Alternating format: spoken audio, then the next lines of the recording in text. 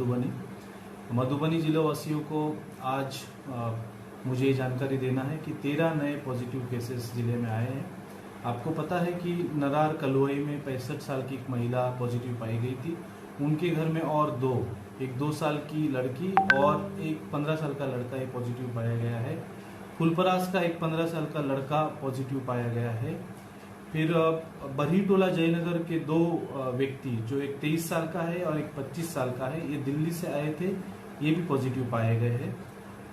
राजनगर प्रखंड के 17 साल का लड़का एक लखनऊ से आया था, वो पॉजिटिव पाया गया है। फिर एक 39 साल के पुरुष है, वो पटना से आए थे, वो भी पॉजिटिव पाए गए हैं। और एक 18 साल का लड़का है, वो लखनऊ से आया था, वो भी पॉजिटिव पाया गया था। आपको पता है कि जो नरार कलुआई की महिला थी, उनके साथ दिल्ली से एक और महिला आई थी, वो 27 साल की है, वो भी पॉजिटिव पाई गई है। झंझारपुर प्रखंड में एक 54 साल का आदमी पुरुष है, जो कलकत्ता से आया है, ड्राइवर का काम करते हैं, वो पॉजिटिव पाए गए हैं। और 20 साल का एक पुरुष है, वो भी कलकत्ता से आए थे, वो भी पॉजिटिव पाए गए हैं।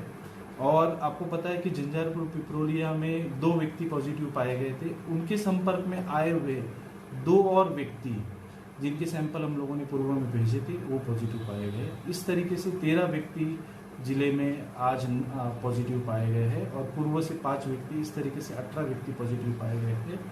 हम लोग अब कंटेनमेंट जोन का तुरंत ऑर्डर निकाल रहे हैं और कंटेनमेंट जोन के अंतर्गत SOP का फॉलो करेंगे। आप सबसे गुजारिश है कि आप लोग अपने घर में रहिए, सोशल डिस्टेंसिंग का पालन करिए, घर के बाहर निकलते हैं तो मास्क का जरूर उपयोग करिए। और अपना ये कोरोना से जो लड़ना है, सबको लड़ना होगा और सबका कोऑपरेशन इसमें चाहिए। Thank you.